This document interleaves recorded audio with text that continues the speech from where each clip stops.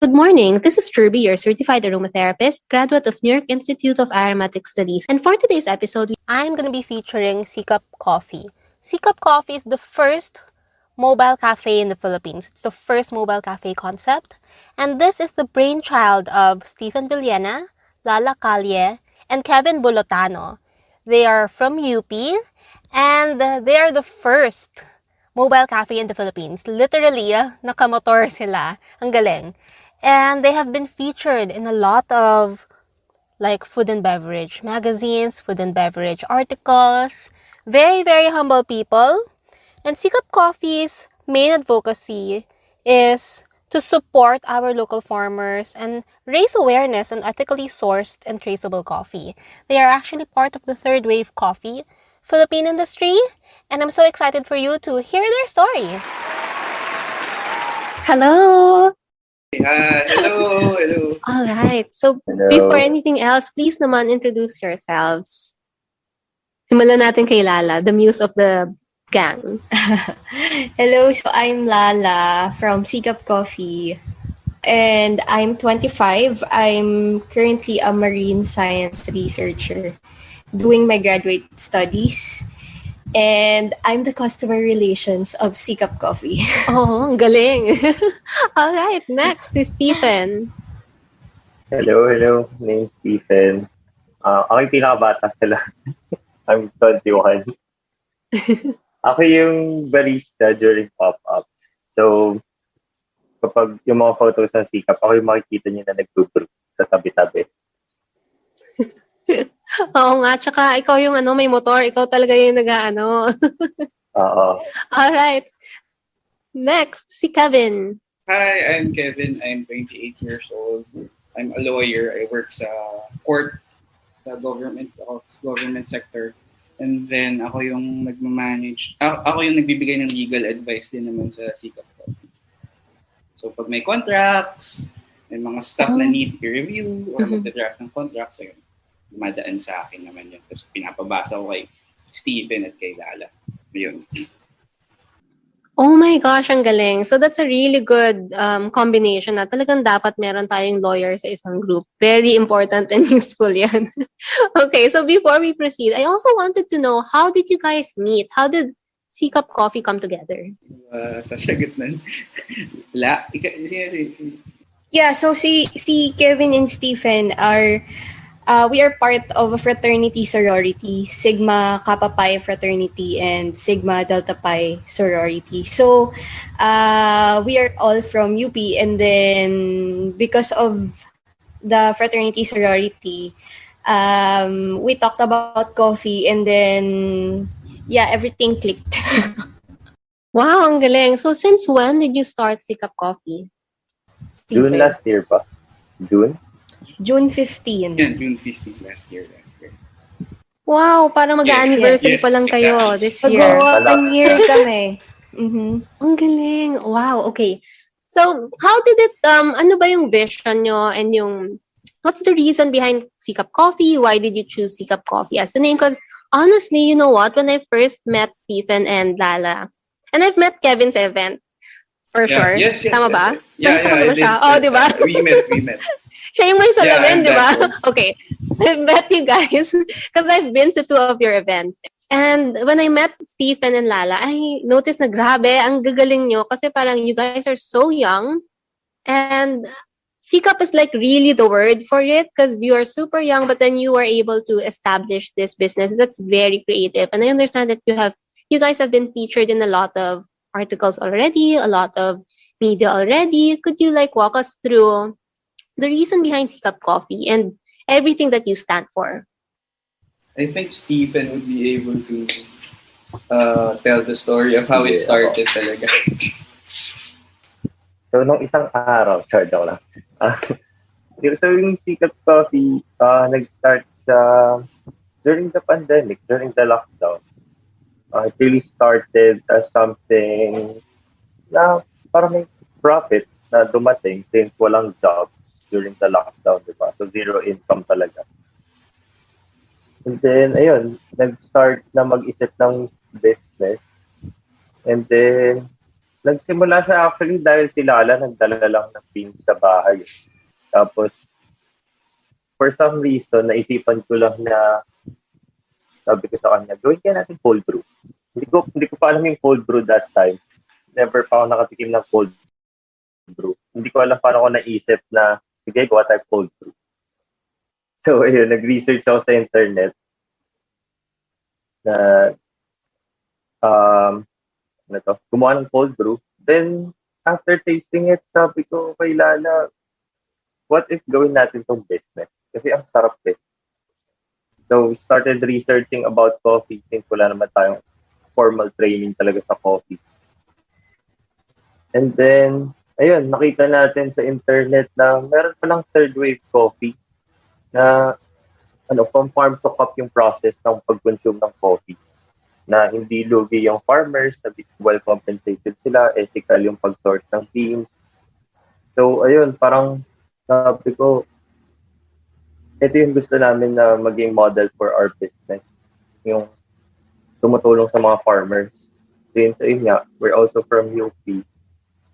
So, kumbaga, ingrained na rin sa amin na tumulong talaga sa marginalized community. Yeah. And then, ayun. So, we started sourcing beans. Ayaw namin bumili ng beans na yung nakikita lang sa internet. Kasi ang dami bumibili or ang dami nagbebenta ng mga beans. Tapos hindi mo alam kasi kung saan galing na farmer. Correct, I agree. So, sabi nila na masarap daw yung bukid nun kasi natikman niya ata yung Monk's Blend. So, Yes, search ako Monk's sa Blend. internet kung saan pwedeng kumuha ng farmer Arabica from Bukidnon. And then, ayun, nahanap namin yung DTI Bukidnon. So, tinulungan nila kami mag-source ng coffee from Milalitra, indigenous group sa Bukidnon. So, doon nakakuha kami. So, that was our first beans galing sa Milalitra. Then, ginawa namin cold brew. Tapos, ayun, pinangalan namin Tayabo. Based just sa Agtayabon. Tama ba? Yeah. Yung Tayabon na name is from Agtayabon. It's a god. It's a mediator god dun sa na pinaniniwalaan ng mga taga-bukid nun. So, yeah. Ang galing! So, your first batch of beans was Bukidnon. Yes. And now, meron na yata kayong nalabas na Bukidnon. dalawa pa, right? Yes. Yeah. So, From Balili, tsaka yung before nun, ano nga yung nilabas natin? So, after ng cold brew, after pala nung Milalitra, bumili pa kami sa Jack Farm sa Benguet. Yeah. And we had Maui na cold brew. It was a phrase, nakalimutan ko yung phrase, hindi ko maalala. Gimawisan. Yeah. Parang it means to relax. Comfort. And give comfort. So parang iniisip namin na when you drink this coffee, parang maalala mo na nasa probinsya ka, umiinom ka ng coffee, nagre-relax ka, it gives you comfort. So yun yung second namin na cold brew. And then after that, nag-push na kami sa mobile cafe. Sa pop-up nung December. That was December 24. Wow! Bago mag-Christmas. Grabe ang hectic. Yes. Hindi ko pala nasabi kung bakit Sikap Coffee. Okay. Go. Ayun. So, actually, hindi siya Sikap Coffee nagsimula. Nagsimula siya as Ligaya Coffee or Ligaya Cold Brew. Ligaya Cold Brew. Tunog bar, tunog inuman. So, it started Ligaya Coffee, Ligaya Cold Brew. Kasi, yun yung time na na-release yung Ang Huling El Bimbo musical. So, hype ka pa sa emotions. Yeah, yun. Kaya siya Ligaya. But upon creating a Facebook page, nung sinerch na namin yung Facebook page na ginawa namin, meron palang kapangalan. So, nag-change kami. So, marami pa kami naisip na ibang mga names. Mm-mm. Pero yun, eventually, namin yung Sikap. Sikap Coffee, because it tells about the third wave coffee movement from farm to cup. So maraming nagsisikap para doon sa cup na iniinom natin. And at the same time, ayun nga, sabi ni Derby, yung mobile pop-up namin, kitang-kita niyo naman yung pagsisikap namin. Tulo-tulo yung pawis, Grabe. sobrang init, umuulan. Alright, thank you for that, Stephen. Hey guys, I'm interrupting my own podcast to invite you to check out my revamped website. That's www.couchwasabi.com. And this was designed by Backbone Marketing. Thank you so much, Backbone Marketing, for closely working with me in executing my vision. Backbone Marketing offers logo design, video animation, web development, branding, migration, social media management, Facebook ads management, and more. So if you need anything to do with website design, if you want to build your own websites or manage your social media accounts, don't forget to check out Backbone Marketing. I will link them on the description box for you to check them out. Grabe, so nag-start pala kayo as cold brew, as in yung parang bottled cold brew coffee that you deliver to everyone. Ganun ba yun? Yes. Right. Ay, Yes. oo nga, I Yes. noticed marami nag-start na ganung brand. Tapos what really shined for you guys is yung pagiging mobile cafe. So how did it transition? Sino ang nakaisip at paano nag-give birth? How was Sikap Coffee as mobile cafe? How was it born? I think Stephen's idea, original yan, di ba? Stephen, sa'yo talaga yun eh. Yeah. Before pa yung cold brew, gusto ko talaga ng mobile cafe. Parang sabi ko, parang kami yung mauuna sa Philippines if ever na mag-mobile cafe kami. Kasi meron akong motor na maganda. Pwede talaga for mobile cafe. Pero, ayun, yung time na yun, Pandemic yung pandemic nga, kulang talaga sa budget eh. So, nag-stick kami sa cold brew lang muna. Pero original idea talaga namin is mobile cafe. Oo, and yung gusto namin na i-serve doon is actually nitro cold brew because alam namin ang init ng panahon. And kakaiba yung nitro cold brew, parang umiinom ka ng beer-like na coffee. Oh, So yun.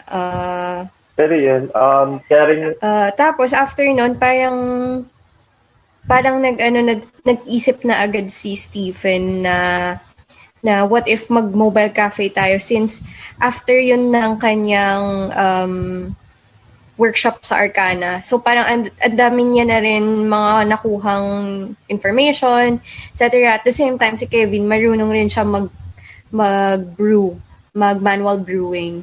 So parang equipped na sa knowledge, yung naisip na lang namin is paano siya gagawin. So yun. So kwento mo, Stephen, paano mo ginawa yung wood damn. stand? At saka dagdag ko din pala bago, kasi sakto lang din, nung around December, nag-relax yung quarantine protocol. So naisipan na talaga namin i-push during that time. Parang naisip namin it was now or never. So ayun, finish na namin. So Oo, game, Stephen. yun, si Stephen ayun, naman. saka, kaya hindi rin kami nag-start agad ng mobile cafe. Kasi hindi pa kami confident sa brewing namin. Like, yes, marunong kami mag-brew. Pero, paano yun?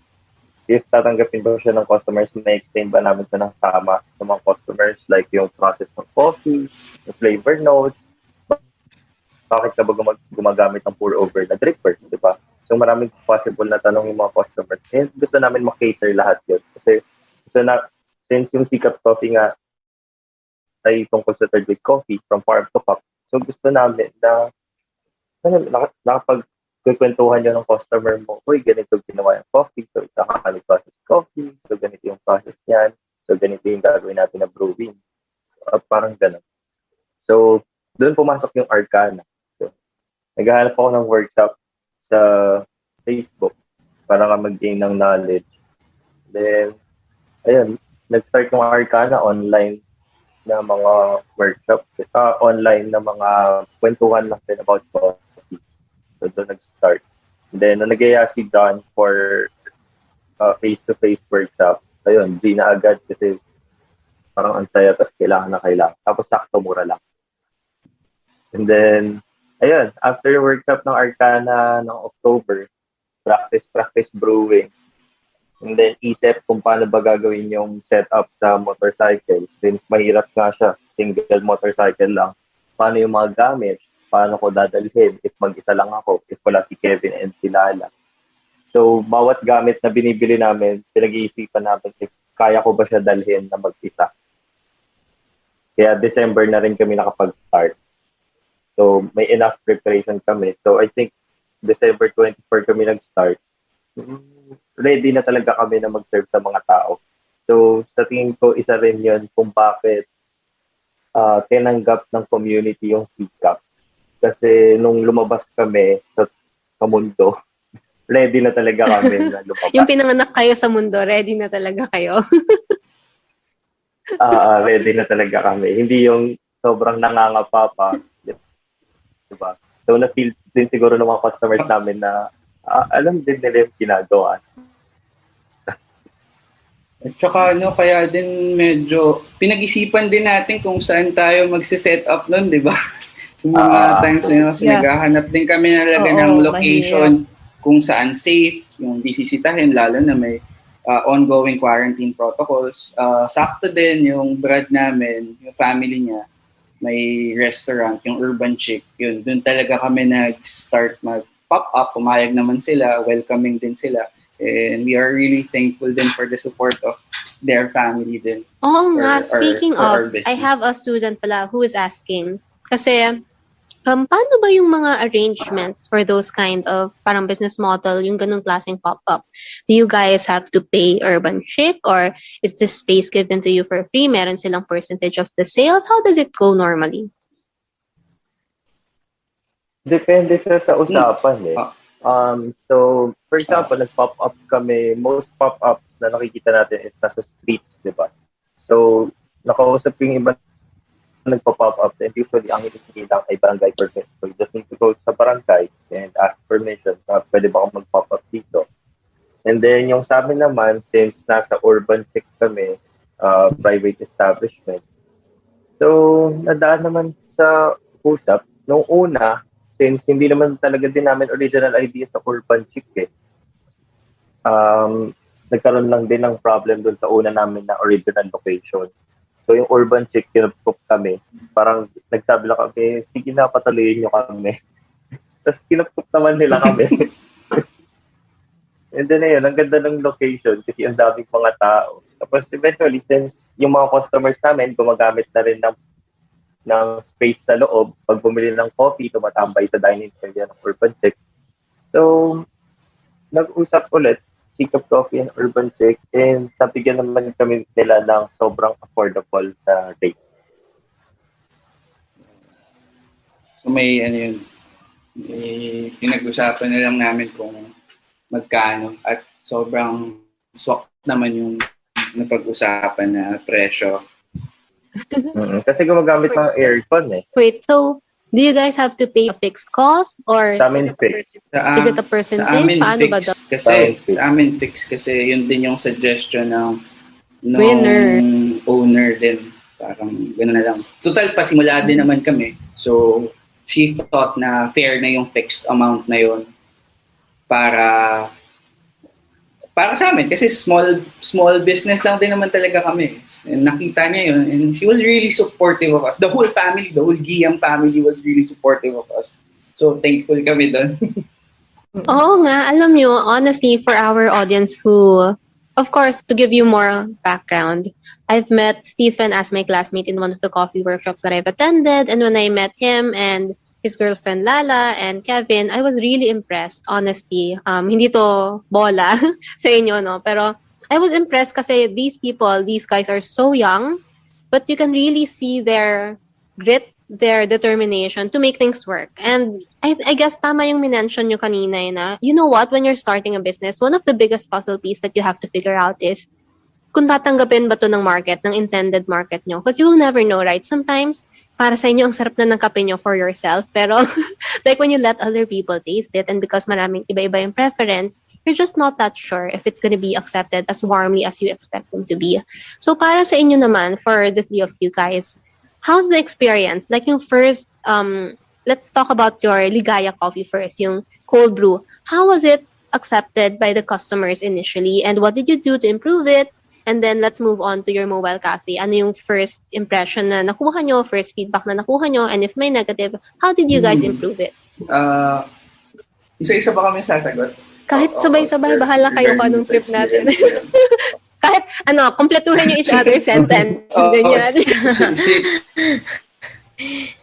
Sige. Kasi, on my end naman kasi, yung view ko doon, when we started selling it, blind test siya for the market eh. Like, hindi pa talaga nila natitikman yun. So, ang ginagawa namin, na-market namin siya sa mga friends din namin. And then, eventually, nasarap, nung na-deliver na sa kanila, ang ganda ng feedback, nasarapan daw talaga sila. Tapos ngayon, it was their first time to taste cold brew coffee na ganun. So, it was really inspiring for us.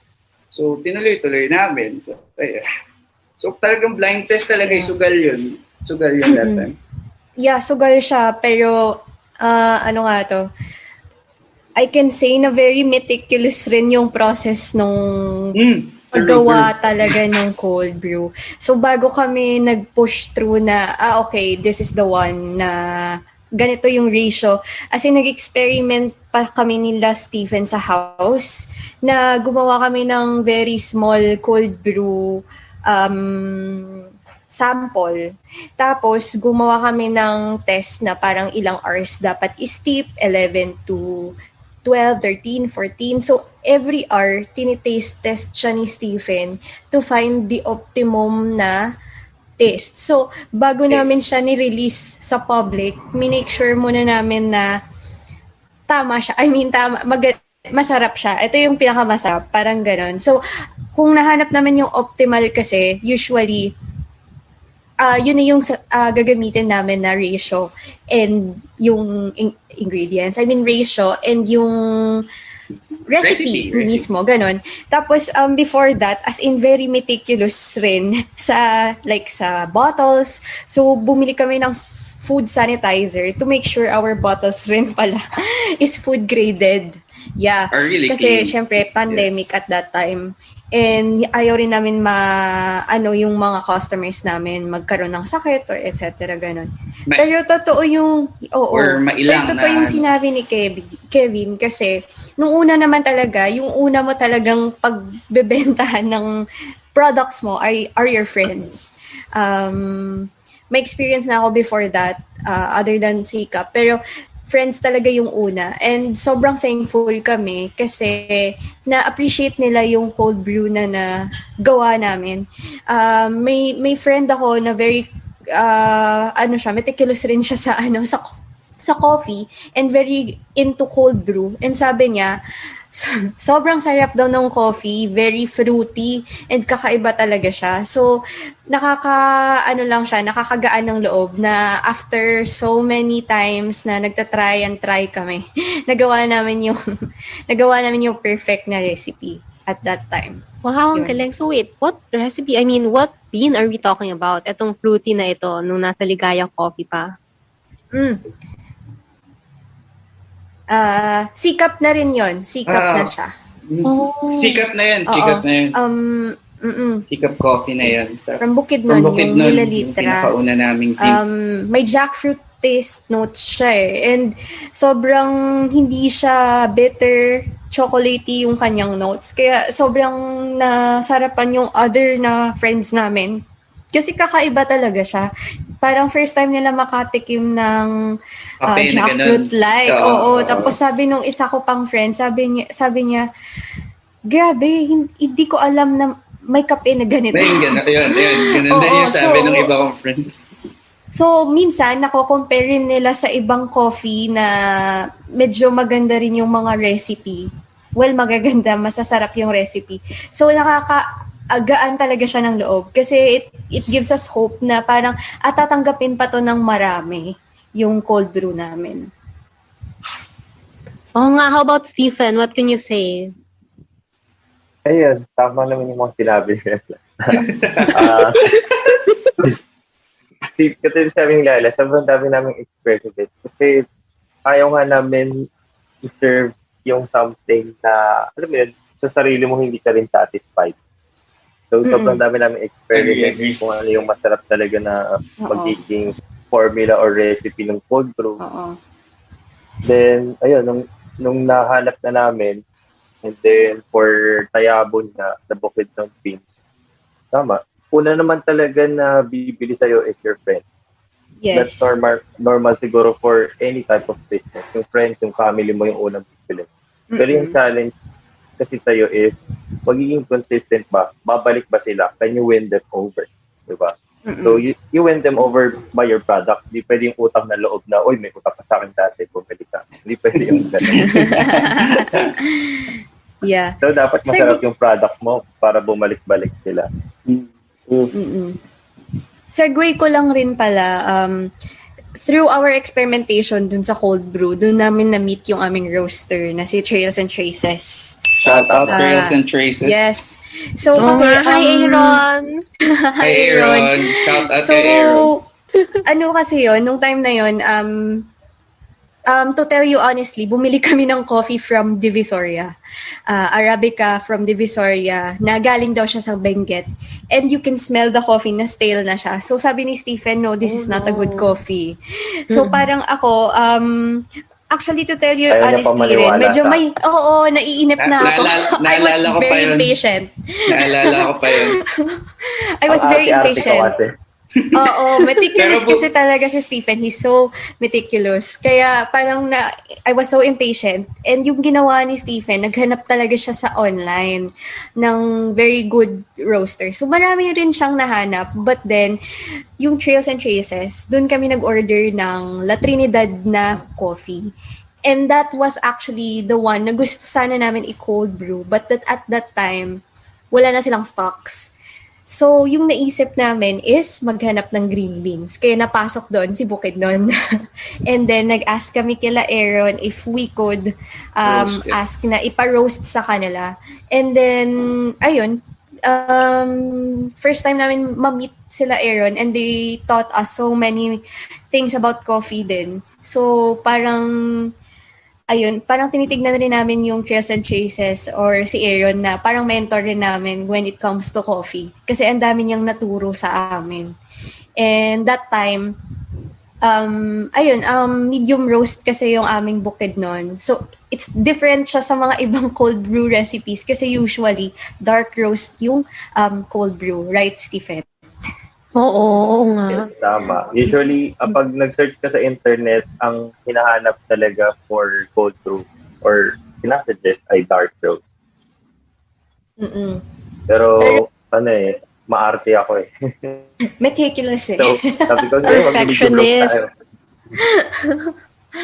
So yun yung nangyari and I'm very thankful na ang dami naming na meet nga along the way. Oo nga, I agree. You know what? Ang ganda it's just very amusing to listen to you guys and as you walk me through your thought process in giving birth to your business. Kasi ang galing, every little step that we took, even yung pagiging meticulous nyo or even all those small details that you mentioned like buying yung food sanitizer and everything, all of those is really important actually. Parang you win tama yung sinabi nyo na you win your customers through your product, but you also provide all of those parang on-top services, on-top features yan na you ensure your customers that they're safe, especially at this time na safety and yung pagiging health, yung parang pagiging basically safety ng product pagdating sa kanila is very, very important.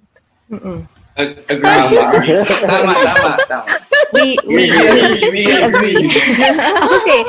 Okay, we just talked about yung Ligaya. How about yung Sikap Coffee?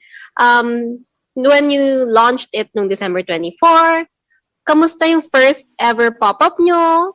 And then, I understand that like through the course, no, nag-invite na din kayo ng collaborations. And yun yung mga first na napuntahan ko actually, yung kasama na si Trina. So, how did it go about? Parang paano nangyari yun? How do you like invite people to collaborate with you? Ano naman yung mga arrangements sa ganon?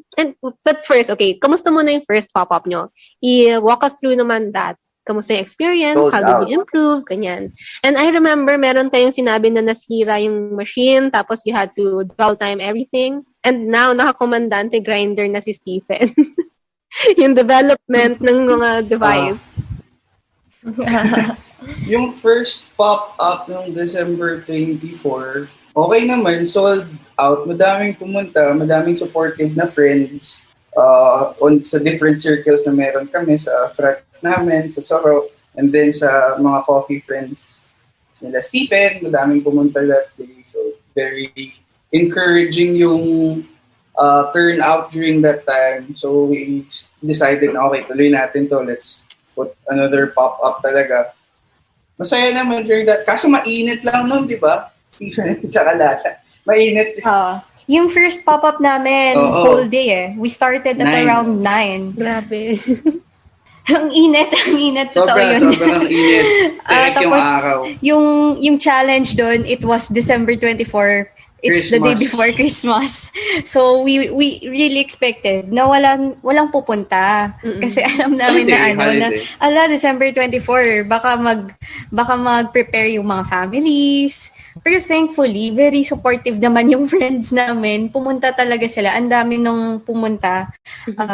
Also, yung sa Arcana na group, andun si Master John and si Trina.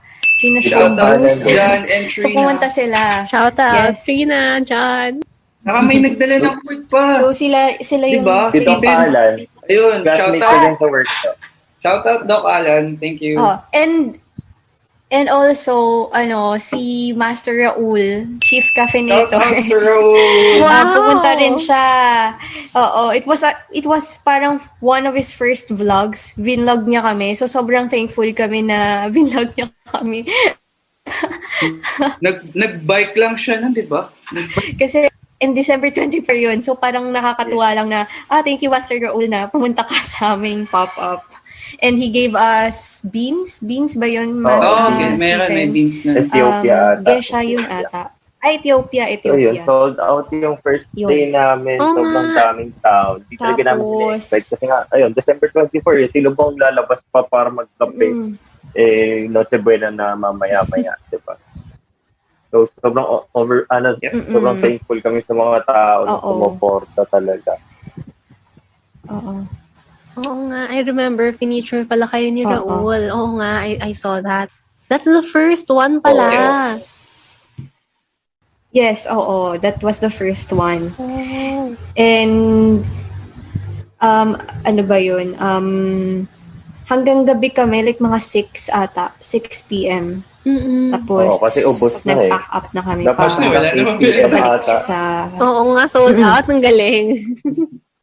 Ang galing. And ang ganda din ng price point nyo. Kasi it's really competitive. I mean, hindi siya mahal. It's just right. Actually, nag-start kami 80 pesos per cup namin. Oo, napansin ko. Nabutan ko pa yun. Pero grabe, sobrang lugi talaga. Wala talaga.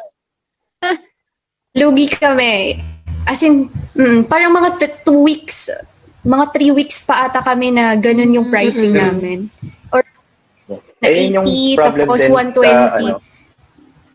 Ayun yung problem sa small businesses. Kasi palagi natin tinatanong yung self natin. Pag prenesuhan ko ba ito ng, for example, 150, tatanggapin kaya siya ng mga tao? Yun yung question. May bibili kaya? Yes. So, nag-start kami ng 80 pesos. Kasi yung goal namin ay mabili siya ng mga tao. Pero nakalimutan namin yung sarili namin na, oh my God, sold out ka tayo, pero halos negative yung nasa account. Oh, wow. Okay. May umabot kami sa ganon. Thank you for being so candid about this. Sold out kami. Pero wait. Kasi usual problem siya ng small businesses eh. So, kung maraming makikinig dito na magsa-startup ng business, yun, magiging problem nyo rin tatanungin nyo yung self nyo, tama ba yung pricing nyo. So, sold out kami isang buong araw. Tapos pagdating sa accounting, 300 pesos lang pumasok sa amin. Profit namin, yes. So, and na-shock ako doon kasi ako yung nag-a-accounting. Tinasa na natin. Ngayon okay na. Mas stable na yung mga natin. Financials. Better. Better siya. So, tama actually. I just want to put everything into context now. What is ano yung background ni Kevin and Stephen? Meron ba kayong business background or? Ako wala. Wala. Okay, so yun. Si Lala kasi actually, ako lang ata yung may small. medyo may may social entrep business ako na small. Yun yung parang jewelry. Tapos siguro being a research assistant as well. Parang may background ako sa pag-admin work. So nalalaman yung pera, alam ko kung paano siya nagmo-move in and out. So parang usually pagkatapos ng pop-ups, ako talaga nagka-count and ina-account siya para malaman if how much yung napapasok. Kasi after that, kailangan namin mag-meeting tatlo on how to improve nga yung aming setup, kung ano ba yung kulang, kung masyado bang mahal yung ating cups, masyado bang mahal yung beans na nabibili, ganon. So, pinag-usapan namin siya. And eventually, we cannot compromise our cups kasi our cups is sugarcane na compostable. So, we wanted to help our environment kahit in small steps. So, pinush namin talaga na ito yung cups namin. Mas expensive nga yung cups na yun. Kaya yung cups namin iba. Mas expensive yun. So, kahit mahal siya, pinush pa rin namin siya. And at the same time, other logistics, medyo hindi namin ma-compromise, hindi namin mapapabaan yung presyo, ganun. So, yung naisip namin, para ma-compensate yung aming loss way before, and yung kung paano kami magkaroon ng bigger profit. So, tinaasan namin yung presyo namin para ma-compensate yung lahat ng work. Kasi nga, third wave siya, so dapat lahat reasonable yung yung payment sa kanila. For example, sa amin or sa like si Stephen as a barista, ganun. Ayun, basta kami ni Stephen, wala kaming unlike Lala, wala kaming business background talaga. Ako purely consumer lang talaga, and tingin ko ako personal through observation lang din sa trends tsaka kung ano yung feedback ng mga tao. Tapos suggest lang ako kay Stephen and Lala, ito kaya gawin natin, or payag or dito maganda naman yung feedback ng mga tao, why not taasan natin presyo, etc. Parang trial and error if you look at it. Pero yun, siguro that's the best way I could put how I observe things for the business din. Trial and error din talaga siya. You'll have days talaga na lugi ka, and you'll have days na panalo ka eh. And then you just have, and moving forward, you just have to weigh things in order to decide paano mo ma-minimize yung talo mo. Kasi nothing's perfect, walang araw na lagi kang panalo. So you just have to minimize losses. And work in progress naman yung Sikap Coffee, and I'm really happy na si Stephen and Lala yung kasama ko dito. Laging nade-develop every day. May new ideas, may new suggestions in order to provide the customers with a better experience and better coffee din. I agree, tama. Like what I've mentioned before in this show na, nobody was born to know everything. And it doesn't even matter if meron ka talagang business background or wala. Kasi sometimes kahit may business background yung tao, he or she can't even start his or her own business, diba? Kasi wala siyang lakas ng loob. And then what's good about some people is because you have that vision and you have that means to act on that vision to finally execute it, just like what happened to Sikap Coffee. And tama yung sinabi ni Kevin. It's actually a process. It's actually a work in progress. It's actually a process. It's a journey na you just have to improve as you go along. It's okay to lose some money at first. Isipin nyo na lang that's your capital investment or something. And then, tama yon na you improve pag nakita nyo na, okay, we're not really making money right now. Maybe we should amend some things, increase our price. But I'm just curious, like when you started increasing your price, did you notice any difference? Like meron bang decline in sales or wala naman? Wala. Amazing. Mas nauna pa nauubos yung pinakamahal namin na coffee. Ayun, si Stephen recent. Pero feeling ko, si Stephen. Feeling ko na kaya tinanggap pa rin ng mga tao yung pag-increase namin ng price. Kasi nga, honest kami, very open kami sa customers namin eh. Like, ginagawa namin biro na na 300 pesos lang yung kinita namin sa buong araw kahit sold out kami. Which is true Gets naman. ng customers namin kung saan kami nanggagaling, bakit kailangan namin magtaas ng price. And ayun. Tapos nagtitiwala sila sa product namin Nakasarap ng coffee. So yung price namin ngayon sa per cup namin is 100 pesos and sometimes meron kaming 150. International beans yun. So mas mahal talaga. And ayun, gets ng mga tao na kaya 150 kasi international beans. So ang daming pinagdadaanan na producers. Tapos ayun yung unang actually yung nauubos. Yung 150. Actually, I agree, no, na which means kapag na even if you've increased your price and you don't really notice trends of it declining, ibig sabihin you're doing something right. Kasi tama yung sinabi nyo na, and honestly, like for the audiences who's listening right now, when you attend or when you try to visit Sikap Coffee in one of their pop-ups, you can really feel their vibe na parang sobrang humble lang nila, sobrang transparent nila, walang ka-ere-ere talaga. And that is also how I talk about you guys to my friends, like to my aromatherapy circle. When I tell them na lumabas, kasi hindi na kasi ako lumalabas. And I really go out of the house when you guys have pop-ups. And like when I intend to attend it, so parang I tell them, okay, I'm going out today. I'm going to, malayo pa kayo sa amin. So I'm going to Quezon City. Tapos parang I tell them na, kasi I've met these group of people and then I really find you guys humble, very transparent. And these guys, if you ask them anything about coffee, you will really feel the connection. Yung parang sometimes kasi I'm not so sure if, ewan ko, pero kasi I have another friend who is also a coffee enthusiast. So we were talking about coffee. He was a vape, parang fellow vape vlogger ko siya before. So he started to dabble into coffee fairly recently, perhaps 4 months ago lang. Tapos parang I was telling him na, I have this group of coffee, yung Arcana nga. I have this group of coffee lover friends, ganyan. Tapos parang sabi niya, kamusta sila? Snobbish ba? Tapos sabi ko, hindi. Okay sila. Actually, very humble and parang chill lang. Sabi niya, really, I'm quite surprised. Kasi raw yung sa kanya, he lives in South, sa Las Piñas area. Sabi niya, I'm surprised kasi mga coffee people daw doon, medyo snobbish. Tapos sabi ko, talaga? Sabi ko, hindi naman. Sabi ko, okay nga sila napaka-humble. Tsaka parang chill lang. Sometimes attend their pop-up sa QC. I invited him nga. Sabi ko, punta ka. Sabi ko, para ma-meet mo sila. Tapos parang sabi niya, ang layo kasi, ganyan. Tapos yun, I talk about you guys also to my other friends. Kasi sabi ko, the vibe is really amazing. Plus, grabe, you're super young to be able to execute your business very amazingly. As in, nakaka-impress talaga, nakaka-admire. Very admirable. Actually, may isa pang hindi alam ng mga tao tungkol sa amin. Okay. Actually, since June last year, nag-start yung Sikap. Once pa lang ata kami nag-meet na formal na meeting.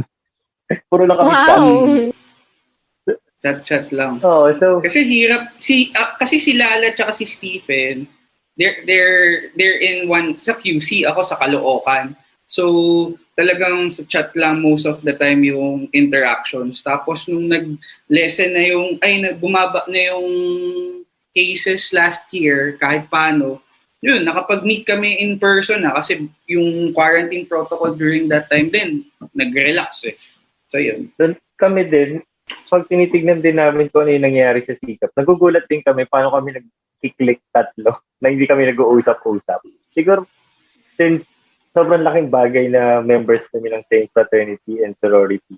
So, same kami ng principles sa buhay. Principles. Kung paano nag-work. Align yung principles namin. Yes. So, feeling ko, and ayun din, yung Sikap Coffee, feeling ko kaya rin siya na tutuloy-tuloy is because of the principles of Sikap. Na hindi lang siya basta nagbebenta ka ng kape. Yung pinakauna namin sa cold brew, original plan nun is to help jeepney drivers during the jeepney modernization program, jeepney phase out. So for every bottle sold, may binibigay kami na pera sa Bangon Bayan. It's an NGO. It's an NGO. Tapos dinidiretso para sa jeepney drivers. So, and this, sa pop-up naman, ayun, we directly source our coffee sa farmers. So, tumutulong kami sa mga farmers. So, ayun. And yung way of communication namin sa Sikap, kung sino kami sa totoong buhay, ganun kami makipag-usap sa Sikap. Ganun na kami. Kaya kung mapapansin niyo yung page ng Sikap Coffee, hindi formal na, hello po, ma'am, sir, ganyan. Song yung tawag namin sa mga Stephen customers talaga. namin kasi parang tropa-tropa lang. Correct, I agree. So, yung ano talaga namin, yung gusto namin sa Sikap is more than na nagbebenta ka ng product is you're building a community eh. Community, yes. Oo nga, ang Ayun. galing.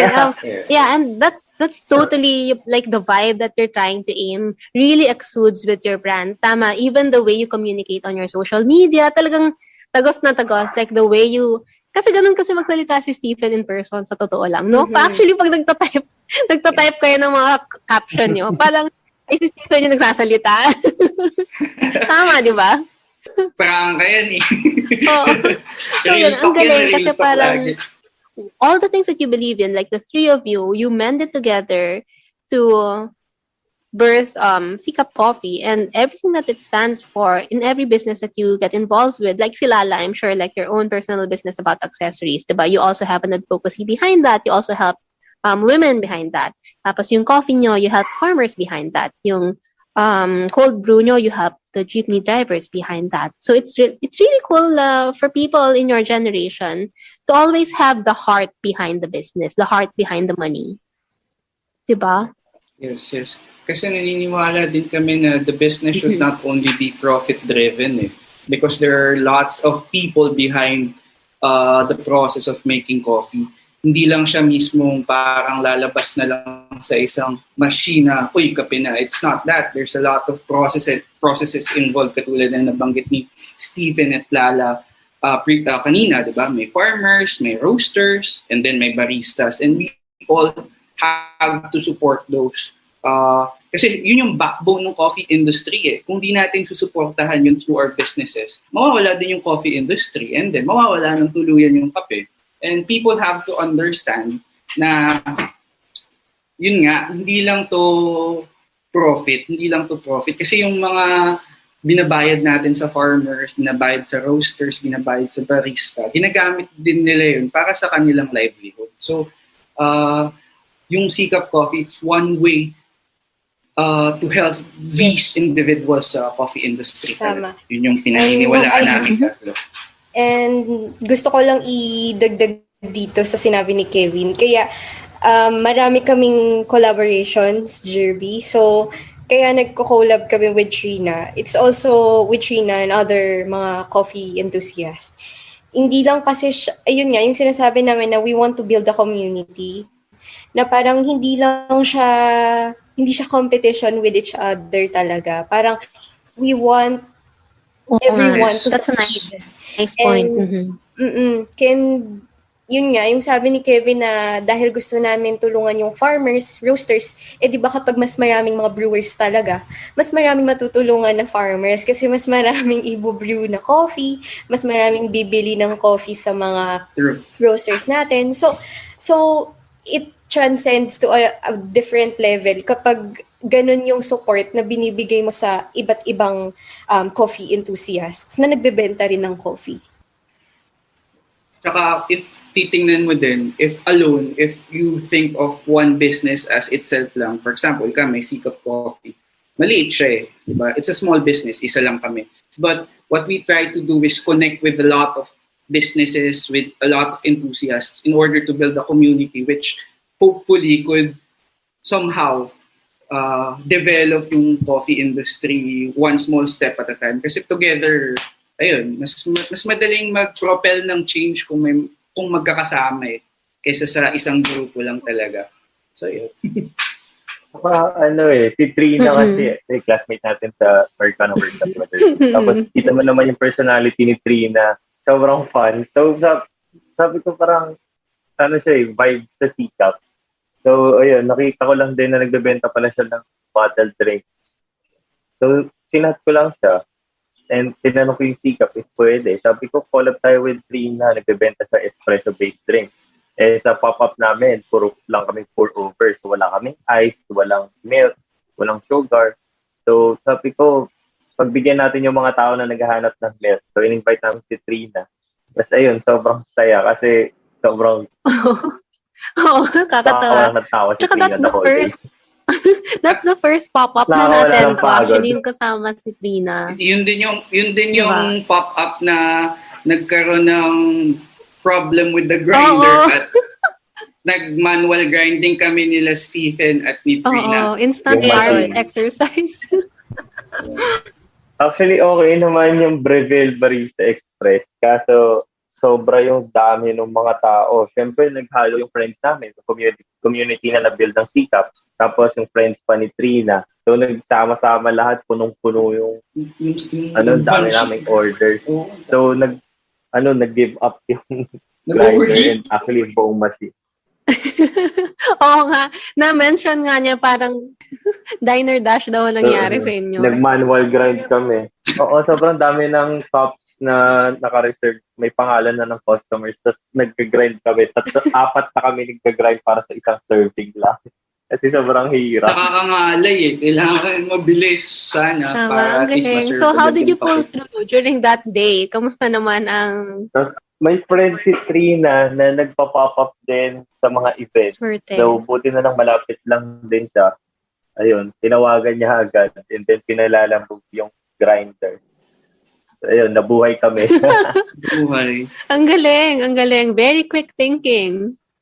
So, friends lang talaga. Oo, suporta lang talaga ng mga kaibigan yun kasi kung wala din yun, siguro mahirapan talaga kami Correct. during that day. Correct.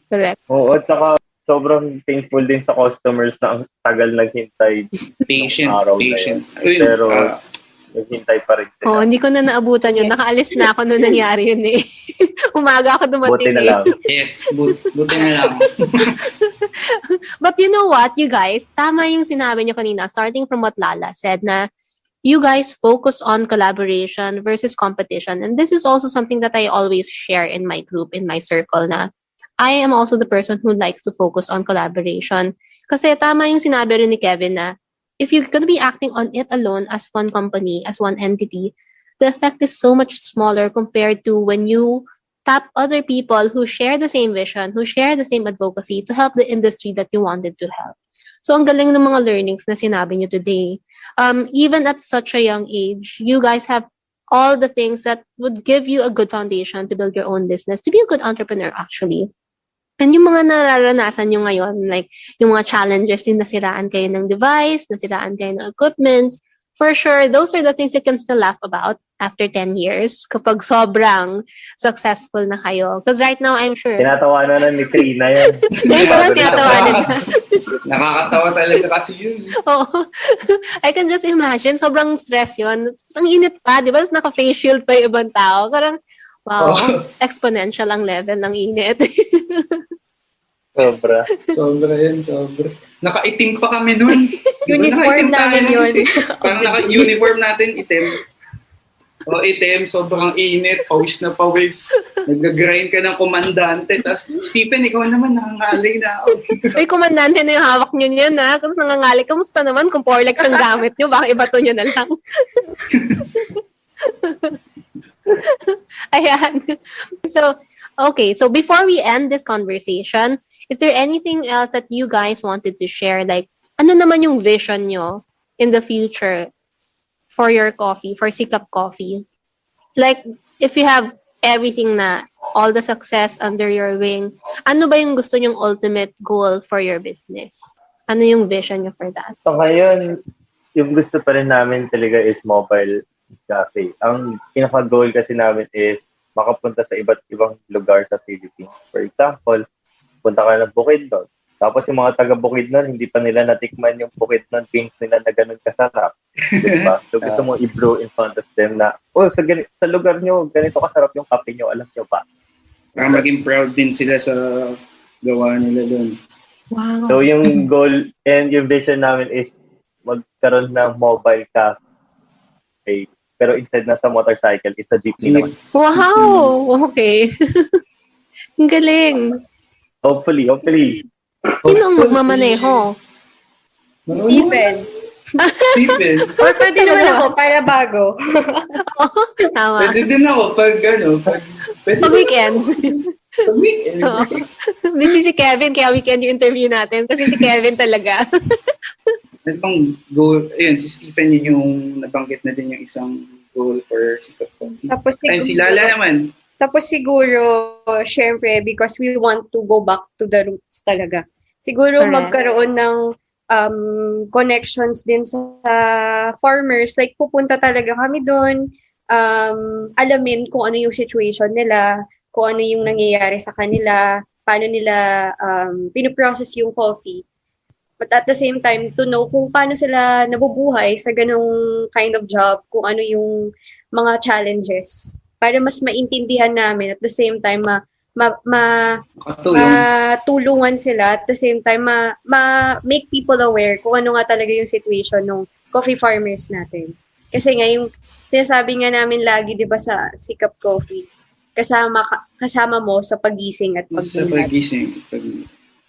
Oh, So, that's a really nice, ano. So Tsaka kasama yung, mo yung sa goal pa. Ayun, sige. kasama mo yung coffee namin for your caffeine kick. The same time para you would be aware nga kung ano yung nangyayari sa coffee industry natin. Not only sa coffee industry but also ano yung mga issues sa society. Oo. Ayun, yung isa din general, I think, hindi naman general goal, more of yung gusto namin talagang ipaalam din talaga sa tao in the future. Hindi naman in the future, even now. Sana kapag lumaki pa yung reach namin, yun nga, nabanggit na nila lang, na mapaalam talaga sa mga tao yung current status ng mga farmers, not only sa coffee farmers. Actually, not only sa agriculture sector, but also sa other marginalized sectors as well. Gusto namin ipaalam na ito yung nangyayari sa bansa natin. There are obvious problems na kailangan ma-resolve and it can only be solved if all of us help each other in the basic sense of the word. And we want to foster a community talaga that would somehow help that come into existence. Yeah. So, okay. So, before we end this session, is there anything that you guys want to announce or invite our audience with? Ano ba yung latest sa inyo? Any upcoming events in the next 2 weeks, months? Or meron ba kayong project na gustong i-announce? Go, shoot them now. So, we are all inviting you guys to our pop-up next week. Every Tuesdays, Wednesdays, and Fridays at Noki Noki Japanese Chicken Manila in Malingap Street at 3 to 8 p.m. Yeah. Tapos pwede rin nating i-plug yung nominations natin. Yes, please. Yes. We are also nominated for the BCAA's best pop-up ba yun? Best pop-up. Search for best pop-up. Search for best pop-up in the Philippines. So, we are entry number 18. So, if you are can like and share our photos and also our friends from different parts of the Philippines. So, ayun lang. Tulong-tulong lang tayo. Bale, ang mechanics nung sa competition na yan, kasi percentage doon is social media interaction. Bale, may photo kami doon, yung entry namin, dun sa post sa page nila, you could just like and share the same para mabilang dun sa sa percentage. Ayun. Sige. So we will put the link of your entry here on our podcast description so that all the listeners can get access to it. And please like and share as Kevin, Lala, and Stephen requested. Okay? So ano pa? Ano pa? What else do you guys have under your sleeves that our audience can We check out? are still selling beans, pero last batch na to, we only have a few bags left. So if you want to order our Balili beans from Mankayan, Benguet, you can order through our link found in our Instagram bio. So, pwede po kayo mag-order doon. We have 250 grams and 125 grams. And you can choose kung naka-grind na ba or whole beans. So, yes. Yung flavor notes nun is lemon, molasses, and almonds. Wow, very interesting. Magkano naman yan? So, our 125 grams na beans is 250 pesos and our 250 grams na beans is 450. Yan. Wow. And this is sourced from which area or region? Baliliman Kayan Benguet. Benguet pa rin. Yes. Alright. Galing. This is Okay. hosted by Trails and Traces. Shout out to Trails Shout and out Traces. Trails and Traces. Oh, shout out, Aaron. Ciao. Okay. All right. Thank you so much for that. Any final words from any of you? Kape tayo, Chong. Kape tayo, Oh, Chong! yun, kape tayo, Chong. Yun, kape. Punta kayo sa pop-ups namin. Oo. Usap tayo doon. Parang networking lang Oo. Simple lang Dala kami. kayo ng tatlo. Pyramiding to. All right. Thank you so much for that, guys. I'm so happy to have you on the show. And this was such an amazing, inspirational conversation. I hope you guys can visit Sikap Coffee in one of their events. They have actually dalawa na yung time slot nyo, no? Meron kayong sa Noki. It's Noki, right? Noki Japanese. Three times a week. Correct. Tuesday, Wednesday, Friday sa Noki. Noki, and then there's the Yung sa Urban Chick.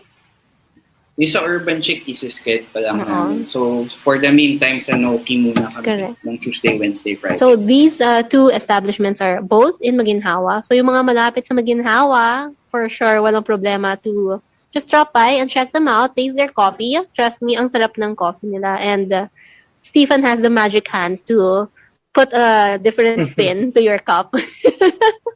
Okay, so thank you so much for joining us today. And then, thank you, Derby. Thank you so much. Thank you. Nakaka-inspire ba yun? Sana may ma-inspire kami. And I hope to see you on our next episode. Bye. Thank you. Thank you. Okay, so I guess that's all for today. If you have any other ideas or questions or topics that you'd want me to cover in my future podcast episodes, don't forget to shoot me an email at couchwasabi@outlook.com or slip me a DM on my Instagram at jlian85. And I hope to see you on my next Live Well with Aromatherapist, Jerby Ko.